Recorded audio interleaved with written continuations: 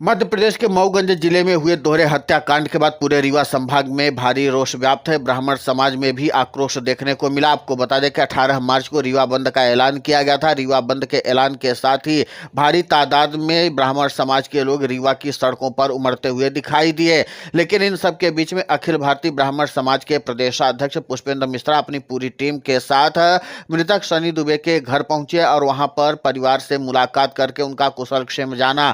साथ ही पुष्पेंद्र मिश्रा ने पीड़ित परिवार से पूरी तरीके से अपनी सहानुभूति भी जताई और कहा कि हम लोग इंसाफ की लड़ाई लड़ेंगे और जब तक आरोपियों को सजा नहीं दिलवा देते हैं तब तक हम लोग चैन की सांस नहीं लेंगे। आपको बता दें कि संभाग अध्यक्ष विमला शुक्ला भी वहां पर मौजूद थी और उन्होंने भी पीड़ित माता पिता से मुलाकात कर उनको आश्वासन दिया है। लेकिन इस मुलाकात के बाद प्रदेशाध्यक्ष अखिल भारतीय ब्राह्मण समाज के पुष्पेंद्र मिश्रा ने क्या कुछ कहा है, आप खुद सुन लीजिए उन्हीं की जुबानी।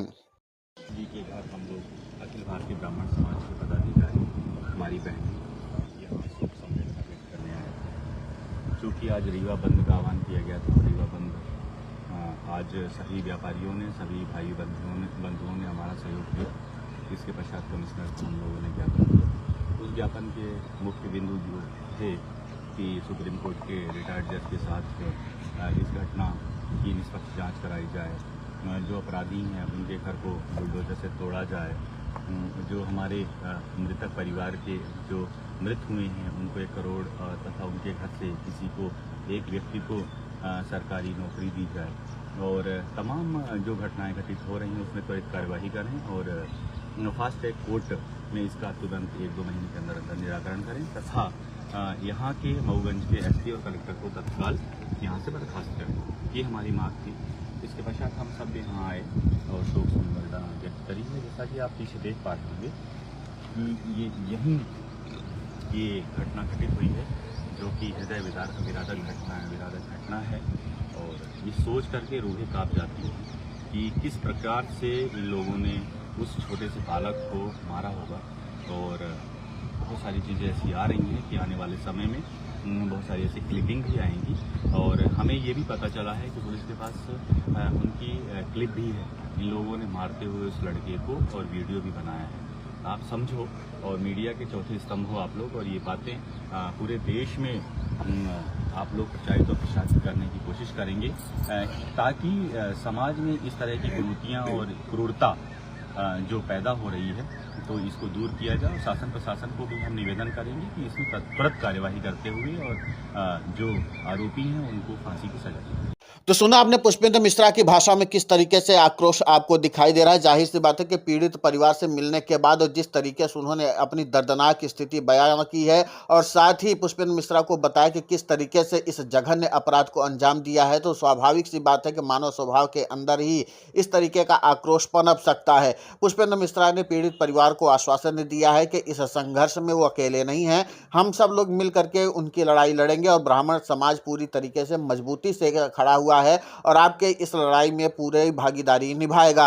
आपको बता दें कि पीड़ित परिवार की तरफ से जो भी घटना बताई गई है उस पर पूरे ब्राह्मण समाज में भारी रोष व्याप्त है। ब्राह्मण समाज लगातार इस घटना पर बुलडोजर एक्शन की मांग कर रहा है, साथ ही साथ दोषियों के एनकाउंटर की भी मांग की जा रही है। लेकिन 10 दिन का अल्टीमेटम भी अब दे दिया गया कि 10 दिन के अंदर में प्रशासन इस स्तर की कार्रवाई करके दिखाए और नहीं तो पूरे प्रदेश में भी इस बार बंद का ऐलान किया जाएगा और प्रदेश व्यापी आंदोलन भी होगा, क्योंकि लगातार मध्य प्रदेश में भारी तादाद में ब्राह्मणों की हत्याएं की जा रही है और प्रशासन कुंभकर्णी नींद सो रहा है। इसके नाते से ब्राह्मण समाज जो है बेहद आक्रोशित दिखाई दे रहा है। इसकी झलक अब रीवा में भी देखने को मिली। रीवा बंद के दौरान भारी तादाद में ब्राह्मण समाज के लोगों ने अपनी उपस्थिति दर्ज करा करके प्रशासन और रीवा के नेताओं को खुली चुनौती दे दी है कि अगर हमारे समाज के ऊपर किसी तरीके की आंच आती है तो फिर उसका अंजाम इसी तरीके से होगा।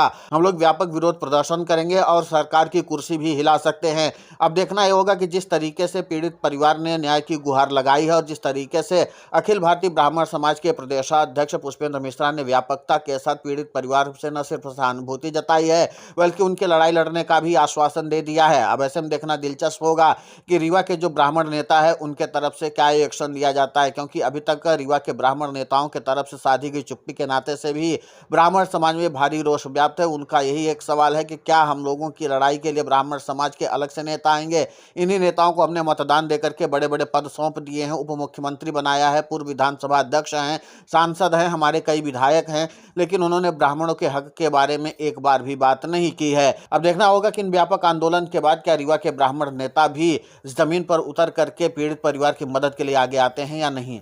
फिलहाल इस पूरे घटनाक्रम को लेकर के आपकी प्रतिक्रिया बहुत महत्वपूर्ण होती है, आप हमें कमेंट करके जरूर बताएं। साथ ही हमारे चैनल को सब्सक्राइब करें, खबर को ज़्यादा से ज़्यादा शेयर करें।